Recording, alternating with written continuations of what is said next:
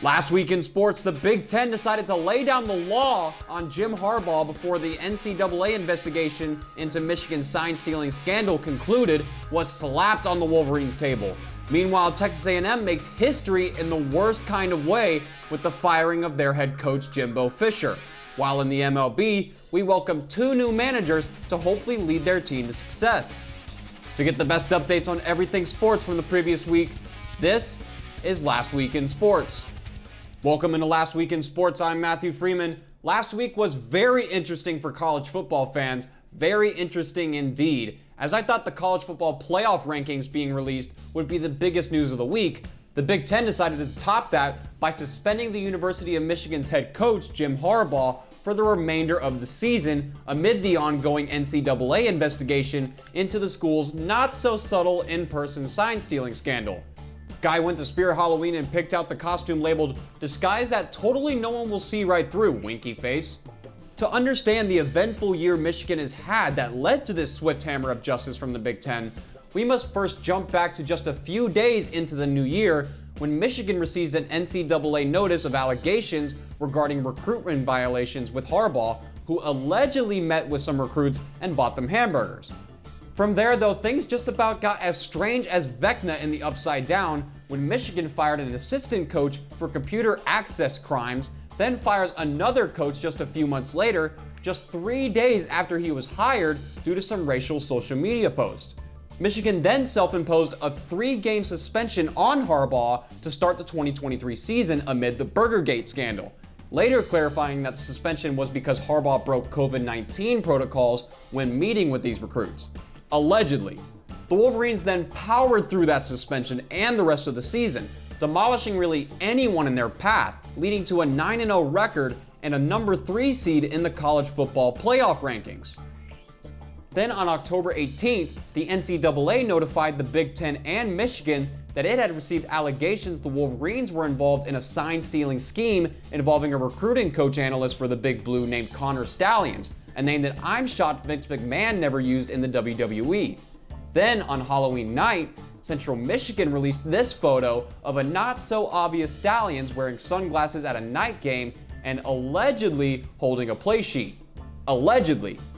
A few days later, Stallions would resign from his position at Michigan, which would all lead to the November 10th of last week when the Big Ten pretended they were Will Smith and Michigan was Chris Rock and slapped Harbaugh with a suspension for the remainder of the regular season. Attorneys representing Michigan and Harbaugh quickly filed a breach of contract complaint later that night, along with asking for a temporary emergency restraining order, which would allow Harbaugh to come back and coach the Wolverines. In a 20-page-long document filed to the courts, Michigan attorneys wrote that the Big Ten did not provide Harbaugh or the school the due process protections outlined in their own rules. Judge Carol Kunkay of the Washtenaw County Trial Court will make a ruling on the restraining order at some point in the next 14 days. The problem being, though, the regular season ends in 14 days after Michigan plays one of the biggest rivalry week games versus the number 1 ranked Ohio State Buckeyes. Despite not having Harbaugh against a number 10 ranked Penn State, however, with Michigan's 37-year-old offensive coordinator Sharon Moore stepping in Harbaugh's place, the Wolverines were still able to pull away with a 24-15 victory against the Lions. I want to thank the Lord. I want to thank Coach Harbaugh. Fucking love you, man. Love the shit out of you, man. Did this for you. For this university, the president, our AD. We got the best players, best university, best alumni in the country. Love you guys. These fucking guys right here. These guys right here, man. These guys did it. These guys did it, man. Talk to him, man. Love you. Michigan moves to a 10-0 record this season as they await the judge's ruling on the restraining order. Their next opponent, the Maryland Terrapins. In other college football news, Texas A&M has fired head coach Jimbo Fisher on Sunday morning, a move that sets a whole new precedent and all kinds of records when it comes to coaching buyouts. This move is expected to cost the school more than $76 million to buy out Fisher's deal, which is nearly triple the highest known coaching buyout at a public school. According to the terms of the contract, Texas A&M will owe Fisher $19.2 million within 60 days and then pay him $7.2 million annually through 2031. I think it's safe to say that he and his children and his children's children, and his children's children's children will be just fine. Fisher went 45-25 in 6 seasons with the Aggies, and he signed a new 10-year deal worth $91 million guaranteed in 2021. This move comes in the wake of Texas A&M, who's 6-4 this season, beating Mississippi 51-10, but sources say that Jimbo's fate was decided long before that game. Since signing that new contract in 2021, the Aggies went 19-15, not winning a single SEC West title or even played in the college football playoffs throughout Fisher's entire tenure as head coach. We are not reaching our full potential. We are not in the championship conversation, and something was not quite right about our direction and the plan. Texas A&M has the country's 9th-ranked recruiting class according to ESPN's recruiting rankings. But since narrowly missing the playoffs in 2020, the Aggies have waded in mediocrity and underachievement, setting up the Aggies for infamy of paying 3 times more for a coach not to coach than any other program in the history of the sport. The previous highest known public school buyout came in 2020 when Auburn fired Gus Malzahn, which cost them $21.7 million. Now the title of Scrooge McDuck goes to Jimbo Fisher with a buyout of $76 million. To put into perspective how much that is for the Aggies, remember the Josh McDaniels story we covered last week? Where the Raiders only have to pay both him and John Gruden $80 million to not coach them. So it technically could be worse, right? Okay, now get that Satan off my screen. Switching over to Major League Baseball now, as we have 2 teams with brand new managers just 1 week after the World Series has come to an end.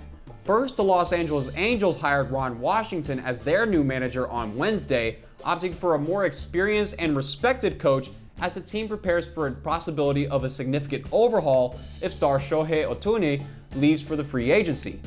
Washington, who happens to be 71 years old, last managed in 2014 when he resigned from the Texas Rangers, where he reached 2 World Series appearances in just 8 seasons. He joins the Angels from the Atlanta Braves, where he spent the last 7 seasons as a third base coach, beloved by players and fans for his old school techniques. Washington will be the 5th manager for the Angels in 7 seasons who have not won a playoff game since 2009. Washington, who becomes the oldest manager in baseball with this signing, will receive a 2-year contract, joining Dave Roberts of the LA Dodgers as the only black managers in baseball after Dusty Baker of the Houston Astros retired just last month. Speaking of Dusty, not the American Dream Baker, the Astros have found Baker's replacement, promoting bench coach Joe Espada to their new manager. Espada has been on the Astros bench since 2018, a year after Houston won the sign-stealing World Series. Espada has previously coached on the New York Yankees and the Miami Marlins following a 9-year playing career in the minor and independent leagues. The Astros will return the core of their team that won the AL West this year, like Jose Altuve, Alex Bregman, and Justin Verlander, although all 3 of those players are set for free agency next year. The news of Espada's hiring should go over well in the clubhouse, where he is very well respected. Espada is seen by the players as a very well-rounded coach whose leadership skills helped fill a gap with Baker gone. We have reached the end of the video, which means it is time to name a new last week MVP. Last week we gave this honor to Miami Dolphins punter Jake Bailey for achieving a feat that I'm sure is on every punter's bucket list by punting the ball and hitting the top of the stadium. This week, however, we will be jumping over to hockey with the NHL and present the last week MVP award to Chicago Blackhawks rookie Connor Bedard, who had his first multi-point game with 2 goals and 2 assists, which led to snapping an 8-game losing streak to the Tampa Bay Lightning, beating them 5-3 on Thursday night. Bedard powered the Blackhawks to their first win over the Lightning since a 4-3 shootout victory on March 5th of 2021.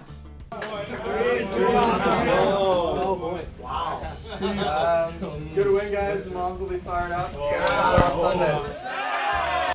At just 18 years and 115 days old, Bedard is now the 3rd youngest player to record a 4-point game in NHL history, only behind Ted Kennedy and Bep Gudolin, who both played in 1944. So for being the modern day youngest NHL player to score 4 points in a game, Connor Bedard, you will be named the last week MVP. Congratulations, I'm sure your heart is full of joy. Now, there isn't a prize for winning such a prestigious award, but I know your mom at least is going to be happy to hear the news, right? Moms will be fired up. Thank you guys so much for watching. I hope everyone enjoyed this week's edition of Last Week in Sports. Be sure to subscribe if you enjoyed and want more weekly sporting updates. Feel free to comment and let me know how I did with this video or any stories you may have wanted me to talk about. I'll be in those comments talking right back. But for now, I'm Matthew Freeman. This has been Last Week in Sports, and I'll see you when I see you.